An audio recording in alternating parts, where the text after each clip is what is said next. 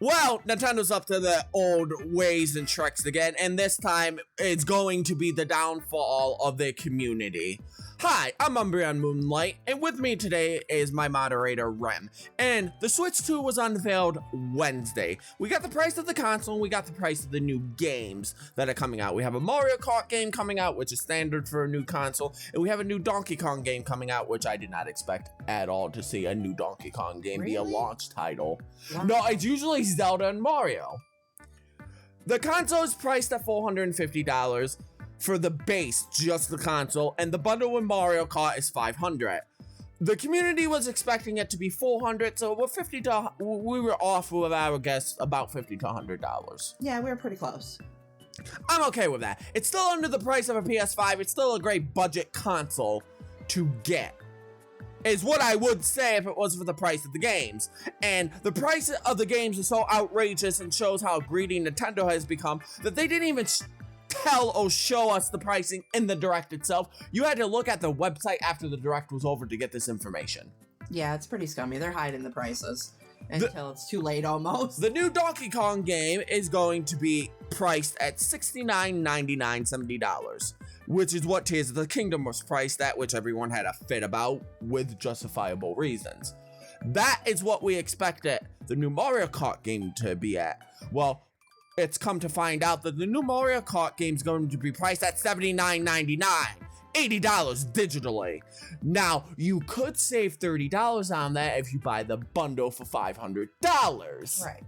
And this is where I start to have massive fucking issues with this. And if you want a physical copy of Mario Kart, it's gonna run you $89.99. $90 fucking dollars for Mario Kart. $90. Nintendo, what the fuck are you thinking? I'm sure it's a great game, but it's not worth it to me for $90. This sets such a dangerous precedent for the gaming community that it has divided the fan base on everyone that's going to pre-order at day one because they keep sucking Nintendo's dick, and everyone that has boycotted it because of the pricing. $80 is a very dangerous precedent to set for games going forward, because we all know if Nintendo is successful with this, Microsoft and Sony's going to follow suit, and $80 is going to be a standard price for all AAA games.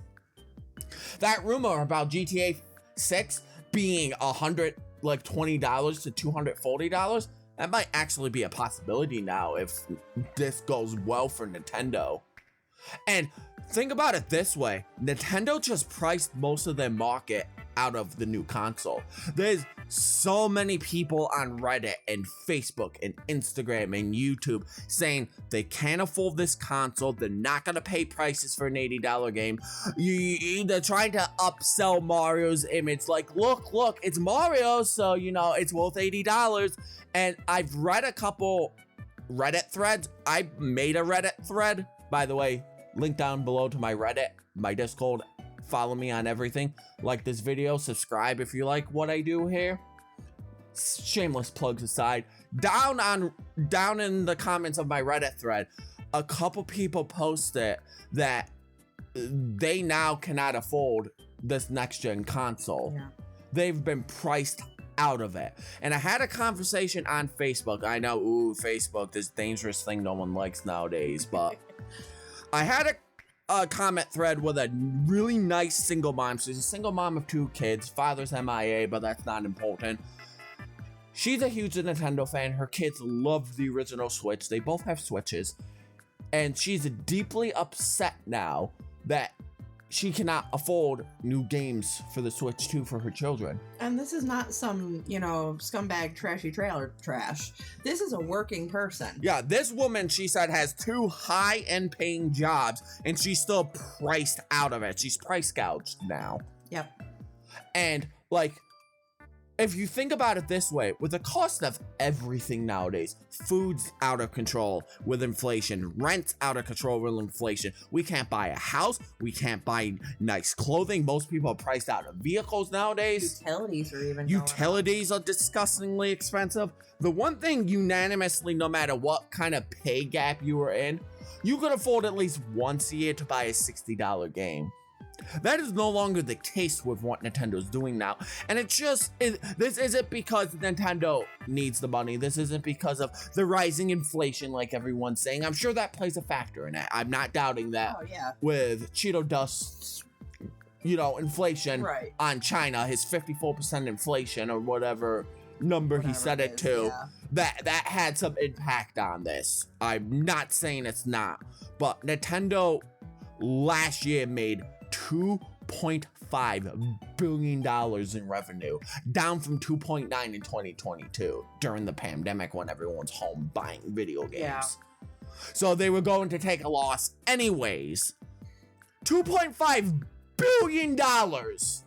And they're still trying to price gouge people because obviously, we live in a capitalist society right now. And if you're not infinitely making growth for your shareholders, it's not good enough. Yeah. And that's the main problem here. Nintendo has always tried to stop piracy. Piracy is the number one thing that they want completely shut down. Yeah. They literally just threw most of their fan base in the hands of piracy. There is no freaking way that people are not going to pirate the Switch 2 games day one. There's no way. The CEO of Valve, Gabe Newell, made a very, very, very good quote he said about piracy one time. And the quote goes, "The easiest way to stop piracy is not putting anti-piracy technology to work. It's by giving those people a service that's better than what they're receiving from the pirates." The CEO of Valve made a comment like that, and I completely agree with that comment. Oh, yeah. Piracy is a industry problem and a service problem. Mm-hmm. It's not a consumer problem. Oh. If you make a good quality product, people have no reason to pirate your stuff. That's right. And unless it's so outrageously expensive, you can't. And as people know, when the PS5 Pro was released, as much as I am a Sony fanboy, and I've never hid that I'm a Sony fanboy, I was outraged with the price of the PS5 Pro. Yeah. The $700 console that a Sony fanboy completely boycotted. Same thing with the Horizon Zero Dawn remaster, that they raised the PS4 version from $19.99 to $39.99 to make the $50 remaster look so much better because there's only a $10 difference at that point. I boycotted that because I don't believe in it. I am a huge supporter of piracy. I'm a huge supporter of emulation. You're a huge supporter of talking with your wallet. And that's what I'm thinking a lot of people are gonna start doing with the Switch too, because they've been priced out of it. Yeah. And as much as I love Nintendo, I grew up with Nintendo. I'm a huge Nintendo fanboy. I cannot justify spending $80 on Mario. No, neither can I. It's Mario Kart, for fuck's sake. Yep. It's not Elden Ring. It's not a new Horizon game. It's not Breath of the Wild levels. It's fucking Mario Kart you're charging for $80. And on top of that, the backwards compatibility with the Switch 1. If you own, like, let's say Zelda Breath of the Wild, and you want to play the enhanced port for the Switch 2, you have to pay an upgrade fee and have a Nintendo Switch Online account just to play Breath of the Wild with slightly better frame rate and slightly better visuals, which should have been the base game to begin with. Yeah. The game shouldn't run as bad as it does. Right. And that's with all your Switch games that happen to have a Switch 2 upgrade. And if not, they've raised Breath of the Wild, a 7-year-old game released in 2017, up to $70 if you're buying just the Switch 2 version of it. Not to mention, too, I hope you don't like physical media, because if you want to pay for the physical cartridges of these games, they're going to run you an extra $10 now over digital. And we all know, a digital storefront, they can yank that shit away from you at any point, and there's nothing you can do about it. This is just another step about taking away our rights as gamers and, advocating the, how do I want to put this? I don't know. But it's like you're renting the game instead of actually owning it now. Preserving. There we go. They're destroying your ability to preserve older games. Yeah. And on top of that, they released GameCube games for the Nintendo Switch Online. Fans have been begging since the Switch 1 to release Wind Waker HD and Twilight Princess HD on the original Switch. They finally did it! Not the way fans want it. If you want to pay a $50 a year subscription to play a game from 2002, Nintendo has you covered because you can play the original Wind Waker on their streaming service for $50 a year. With slightly upgraded textures and visuals. You know, the same thing that you could do on my PC, my laptop from 2019. I can run that at 4K resolution on my potato of a laptop. 30 FPS. Yep. Stable 30 FPS. Yeah. So, my question is, what is the Switch 2 doing for the average gamer? Not a lot from the sounds of it. It's not doing a lot for me, and I'm a hardcore gamer. No. What is it doing for the average gamer?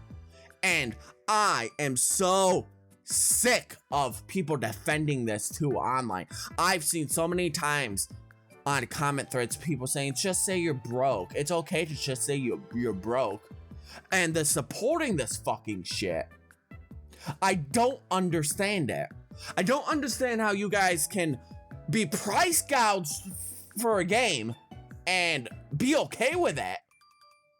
And the lack of compassion for people that have stated that they can't afford it, they're priced out of it. And before anyone says anything, my job allows me to afford both the Switch and both of the new games at launch. I can afford the entire package, the $500 bundle with an extra Mario Kart game for $80 and a Donkey Kong game for $70, and it wouldn't even break my bank. Right. And I'm 100% against this. So money has nothing to do with this. We are in a hyper-inflated economy right now. People's paychecks have not risen with the rise of inflation. And a lot of people truly cannot afford a $60 game once a year, let alone a $70 or $80 game. And before anyone says anything, I understand gaming is a luxury. I understand that. But what else do people truly have as a luxury nowadays? Food's too expensive. Cars are too expensive. Housing's too expensive. We're never gonna own a house. The younger generation never gonna own a house. But you know what they could always do beforehand? They could afford a $300 console if they saved up, and they could afford a Switch game for $60. Which, mind you, too, Breath of the Wild is still sitting at $60 7 years later for the Switch 1. So, before anyone says, well, just wait for a price drop. Switch AAA first-party games never fucking drop in price. They never dip below 60 ever. When Sony and Microsoft's first-party games dip below the retail price of 60 to 70 a couple months after the game's released. I seen Assassin's Creed Shadow, that was only released a few weeks ago, already went on sale for 30% off. Hasn't even been 2 months yet. Nintendo games are notorious for not dropping in price at all. And here's another thing, Microsoft has been offering free upgrades to Xbox games for fucking ever now. If you pop an Xbox One game into your Xbox Series S or X, if they have an enhanced upgrade for that, you get it for free. No, that's the way it should be. If you buy a game, you should own the game. You should have the game. That should be it. And here's another thing too. A lot of Switch 2 cartridges are gonna start being sold to you not with a game on it, but with a license key on it. So you're gonna be paying $80 to $90 for a fucking license key that you have to download the game from. That they could rip that game off of the storefront at any point, and then that license key is useless if you have it. Like, they're trying to eliminate you being able to sell games secondhand. They're trying to eliminate your ability to emulate their older games so they can sell it back to you at an upcharged price. Remember when Nintendo used to bundle games with their systems? Like, you got Wii Sports for free. You got a 3DS tech demo for free. With a Switch 2, their tech demo cost you $30. A technical showcase of what the system can do, you now have to spend money for it. They're making it so exclusive to even find out if you want to buy it, that you have to pay money? No. Gaming has now stepped into the hands of the ultra wealthy and the elite. You can no longer be just a casual gamer. You have to be an ultra wealthy gamer. And I realize a lot of YouTubers cannot voice how they truly feel about it because they have sponsors to please, and these gaming companies pay their bills. Oh, yeah. I understand that a lot of them are licking boots right now because they don't have a choice. It's a good thing that I'm a small YouTube creator because I don't have sponsors that I have to lick their boots to, you know, please and pay my rent. Nope. I can state how it is. Nintendo, you're being greedy. You're pricing your audience, your main audience, out of your new console, and I'm not okay with it in the slightest. You're an average gamer. I'm the everyday average gamer, yeah. How do you feel about it knowing that you can no longer afford to buy your kid Switch games? I can afford it, but it would mean cutting back elsewhere. At this price, I can't do everything that she would want to do. And how does that make you feel as a parent? Fuck Nintendo now. I grew up with Nintendo. I've always been loyal to it. Could you imagine a 5-6-year-old kid pointing saying they want that game in the store now, and their parents looking at the $89 price tag and going, we can't afford that? No, and I only have one kid. What about these families that have 4 and 5 Switches for their 5 and 6 kids? Can't do it with one. How can they do it for that many? Oh, they have 2 to 3 Switches that the kids have to share. Oh, God forbid that they don't have a way to get to a store buy physically and they have to buy all digitally, which if you're trying to make your console all digital, which is what Nintendo's trying to do, why is the game still priced at $80? Why isn't the physical Mario Kart $80 and the digital one $70? Right. That would make sense. And not paying for manufacturing materials. And no offense to Nintendo, and I'm gonna piss a lot of people off by saying this. Your games aren't worth fucking $60. Mario Kart is not worth $60, let alone $70 or $80. You're an entire generation behind graphically. You're an entire generation behind mechanically with a lot of games. You're basing your price points on nostalgia. You're trying to keep your pockets lined with nostalgia and very, very, very greedy, hungry monetization practices. Yeah, I love the familiar characters. Like I said, I grew up with the original Nintendo. Mario is part of my life, but it won't be now. And everyone, think about it this way. If this, and we all know what's gonna happen, this is gonna go off without a hitch. Nintendo's gonna make a ton of money, and it's gonna set the industry standard for $80. Could you imagine one of these scumbag developing studios that put microtransactions, battle passions, season passes, all this microtransaction shit in an $80 game now? Yeah, no. Could you imagine the fact that GTA 6 could possibly be over $100 fucking now? It's disgusting to even think about. Nintendo, you have just unleashed the floodgates to making everyone set the high seas for piracy. And I really, really hope a lot of gamers start speaking with their wallets instead of supporting this bad, greedy business practice. No, I could spend my money on a gaming computer and do anything I want to do with it.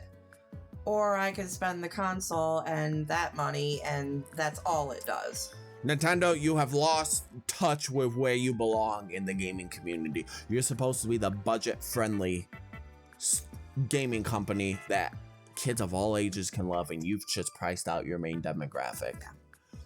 All I have to say is, fuck you, Nintendo. I second that. I can't believe you thought this was a good idea. And more importantly, to the Nintendo bootlickers and the one that are defending this, really sit back and think what this is going to do for the gaming community as a whole and how it's going to rip the gaming community as a whole. I've been UmbreonMoonlight. I hope you enjoyed this rant, and I really, really hope that everyone sits back and truly thinks about what Nintendo used to be, how they used to be a consumer-friendly company, and they're high off the Switch's success, much like the PS2 was for Sony when they entered the PS3 era, and they sold us a $600 HD console back in 2007. History's repeating itself again, and sadly, we don't have Satoru Iwata or Reggie Fils-Aimé this time, like the 3DS, to stop this from happening. Think with your wallets, gamers. We have to unite against this greedy, obscene business practice. Don't support this. Support local game stores. Buy games secondhand if you can. For any of these companies. Don't support any company that does this to you. And remember, guys, tough times are ahead of us, but we're a good community. We can fight through this. I hope you all have a good day.